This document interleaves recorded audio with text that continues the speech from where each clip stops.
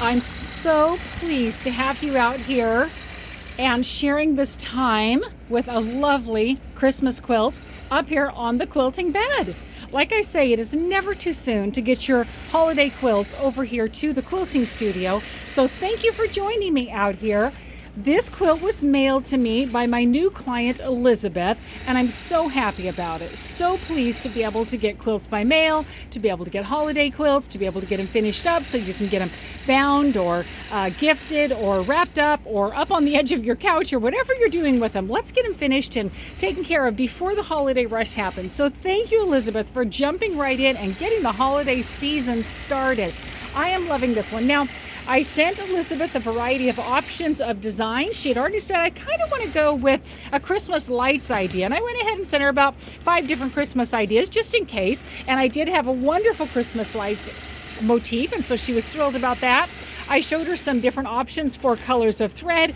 We auditioned lovely brick red. We auditioned the mossy green, and I told her we could go with a gold or we could go with a lighter green. We could even go white if she really wanted to. What do you think? And she chose this fabulous mossy green, which I'm all about. And look at this fantastic Christmas lights design right here. Isn't it fabulous? It meanders right across the entire quilt, and that green is showing up perfectly. Another great thing about the green is it's blending nicely with the border, which I think is a great idea. Someone could totally have gone red. It's personal preference.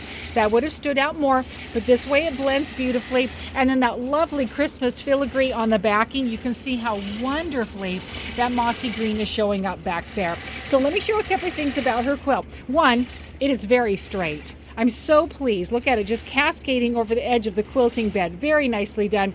Borders are put on beautifully. All the blocks are just lovely. In fact, let's pull this off right here and take a quick gander at her pressing job on the underside. Oh, just lovely. Really appreciate the work that she did right there. Occasionally she's got some of them pressed open, so where she has a little bit denser areas, she's taking the time to press those open. I love that. Even right here, she's pressed this seam open, and then at times she's pressed them flat. Nicely done. That can happen. So good job on the pressing. Pressing makes such a difference, my friend.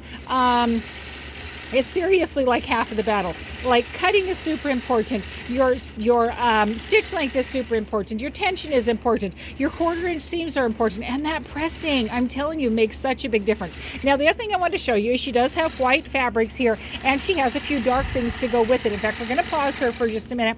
Where the red is, we've got some darkness. Some of the areas with this